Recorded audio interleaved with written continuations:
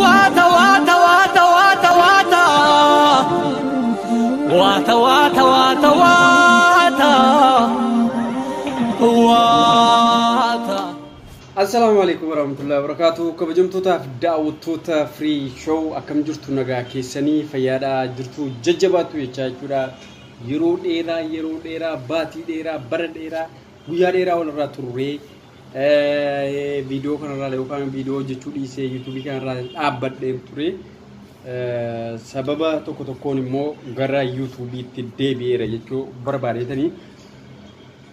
Egaan kabajamtoota daawwattoota keenya namootni YouTube kanaaf free showdhaaf namoonni haaraa taatan subscribe gochuudhaan jechuudha. Hiriyoota keessaniif ergitanii jechuudha. YouTube'n kun akka inni guddatuudhaaf jechuudha aarsaa guddaa akka kaffaluu qabdu. Aarsaan hin kaffaltanis maanni subscribe gootanii jechuudha, like gootanii, share gootanii hiriyoota keessan biraan ga'uudha, ilaaluudha, viidiyoo nu gadhiifnu. Kanaaf har'ammoo jechuudha viidiyoo biraatiin walitti deebinee jirra. Viidiyoon walitti isiniin walitti deebi'es immoo nama tokko jechuudha, nama aartii Oromoo ogbarruu afaan Oromoo irratti jechuudha shoora guddaa taphataaru Shaggaa Baadiyyaa waa'ee isaa isin kaasuu barbaadanii kitaaba inni qopheesse irraa kaasee jechuudha.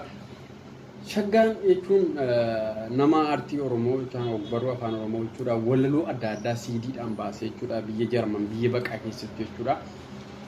Kan uummata isaatiif dhiyeessaa ture ammas jiru jechuudha. Egaa sanuma wal qabatee jechuudha kitaaba osoo hin barreessiniin dura jechuudha Shaggaan walaloo CD'dhaan hojjetee jechuudha gabaarra oolchee walaloo hedduu jechuudha. CD walaloo gabaarra oolchee jira jechuudha. Akkasumatti immoo amma immoo jechuudha kitaaba mata dureen isaa Waata jedhu qabatee faara. Waata jechuun waata jechuun kitaabicha keessaa guutummaan guutuutti maal akka ibsu argattu. Waata bakka hirtanutti jechuudha isin qaqqabsiifna jedhaaraa isin qaqqabsiisaa biyyan jiru kanas ta'ee biyya biraas ta'ee biyya keessas ta'ee biyya alaas ta'ee namoonni biyya Awurooppaa, biyya Ameerikaa, biyya Awustiraaliyaa waan adda addaa kana keessa jirtan immoo jechuudha karaa onlaayinii Amazon jechuudha kitaaba kana argachuu dandeessu. Beeksisa kana jechuudha beeksisa kana booda walitti deebina amma itti turtiin keessan wata wata wata wata wata wata wata wata wata wata. Akka namni dubbiseen waa irraa barutti jechoota ijaaree akka sammuu qarutti bu'ee ba'ee yaadee jechoota filatee kitaaba kuusaa walaloo mata dureen isaa Waata jedhu qabatee Shaggaan harka ulfaataanii gadi ba'ee saba isaatti silaa kutataan dhalan qabu dhallisaa kaayyoo isaati. Kitaaba kuusaa walaloo isaa haaraa Waata. Wata wata wata wata wata wata wata wata wata wata. Wanta danda'aniin waan ofii utubuun dansa ta'uu bare bu'aa ba'ii meeqa obsaan mo'ee tare miira walitti fufaan onneerraa onnatee wanta ofii waan ofiitii dhaadannoo godhatee waan yaade milkeessuuf deemee daandii dheeraa Shaggaan kitaaba Waata jedhu qabatee dhufeera. Waataan kan isaa qofa miti kan keetii kan kootii gosti kitaabichaa kuusaa walalooti. Yeroo ola deemaan akkanaa waan danda'u gumaachee jabaa jedhu sabaa sabni isaas dammaqee fuula jaalalaatiin noori jechuu qaba. Marartee waan keenya hojiidhaan ibsuudha jajuun dirqama miti qeequun tumsuudha. Galaana gurguddaa lagooti xixiqqoo deggeran dhibbaatama tumsa burqituutiin galaanni gurguddaa guddatee waamama. Kanaaf barruus ta'e kamuu fuulleetti iyyaafanne dammaqnee waan keenya bira yoo dhaabanne fakkeenyummaa guddaadha labataas riqicha daandii hubannoon tolerra cabaatu didicha. Yaada mana buleen kudhaamaa qalbisaati waa irraa baradha Waata dubbisaati. Namoota dubbifne keessaa Asumaanii waa'ee kitaaba kanarratti maal jedha wallisaa Muktaar Usmaanii. Sochii of taasisuuf bilisoomsuuf qabsoo godhamu keessatti ogbarruun qooda guddaa qaba. Artiin qooda guddaa qaba. Dargaggeessi kuni ogbarruu afaan Oromoo keessatti gara fuulduraatitti bakka guddaa gaha jedheetiin amanaa. irra butaan qabu wanto fi badaadha maal jedha kanarratti weellisaa keekiyyaa badhaadhaa. Seenadhaan ijaarama dhalootaan utubama maqaan gootaa ni kabajamaa. Xurree yoon filatin bakka yaanni hin geenyu mee waan adde Maakiyyaa Abdullaahi jettus dhageenyu. Kitaabni waata jiru kun waan hin ibsine qabu mata duree adda addaa hedduu calaqqisee keessaa qaba. Mata dureen cuftinu amma waan hawaasatti fayyadamu jechuudha. Kanaafuu hogbarruu nabuu akkanatti waan mul'attu dhaloota kaanii dabarsu. Dhaloonni kaan fuudhee ammas kabiraatti dabarsu. Barruudhaan naguu dhiyaate. Wanni bocalamee kabiraa itti da'amee kabiraa irraa suusuutan akka jiru dabarti jechuudha. Kanaafuu hogbarruun hedduu barbaachisaadha jechuudha. Hogbarruu kanaaf nama akka shaggaa baadiyyaa kanaaf keessa fakkaatu faatu guddisa jechuudha. Afaan guddisuu irratti waan guddaa shoora guddaa qabdi. Waan ittiin ofii cabneen ilmaan cabuun cabaa. Weellisaan Amiin Huseen illee wanta jedhe qaba.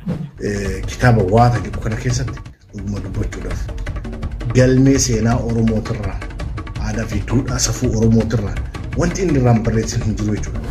Qabna gaaddisa waan keenyaa jalatti hiriiru aadde Saaliyaa Banagaasis waadhamanii jiru. Jechoota fayyadamuurraa kaasee haala qubeeffama isaarraa kaasee qabiyyee isaarraa kaasee yoo ilaalle kitaaba istaandaardii isaa dheeke akka salphaatti namni fedhe dubbisee hubachuu danda'udha jedhee kanan ilaalu.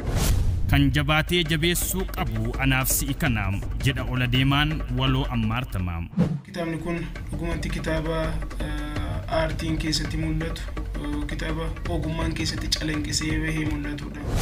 Waan danda'u gumaachuu in dhiisin daddabalii haadha geenyu dhaamsa Abdoo Qaabii Abbaa Jabalii.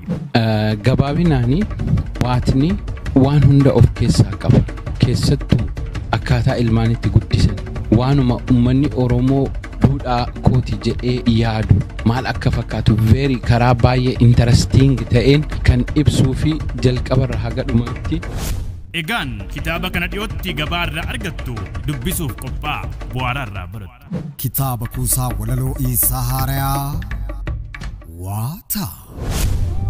Warra waaqni abaare kormi maqaa wallaale warra waaqni eebbise kormi maqaa leellisee. Waata. Waaqnu lagi abaarsa ijibbaata naraarsa gadhee seenaa tureessa. Meekeen goota faarsa. Meekeen goota faarsa. Kaleefiin daachii baasa gurra dhiiraan odeessa gadheen garaa hammeessa.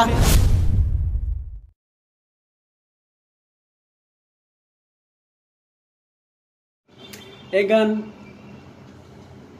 kitaaba kana jechuudha akkuma beeksisarraa argitan kanatti jechuudha shaggaa baadiyyaa jechuun gubbaa qaxalee nama qaxalee aartii Oromoo irratti jechuudha waan guddaa hojjetaaru nama aartii Oromoo irratti jechuudha aartiin Oromoo kun akka inni addunyaa kanatti sadarkaa tokko dabalee guddatuudhaaf kan hojjetaaru jechuudha jiruu waaqaa keessa taa'ee jechuudha osoo kun hojii kooti kun hojii kooti kun jedhin jechuudha hojii ofiirraa jechuudha guyyaa hojii ofiisaa yoo sa'aatii hojii ofiirraa fudhatee jechuudha mucaan kun wanta kana hojjeteera. Nuti immoo maal gochuu qabna ree binnee dubbisuu.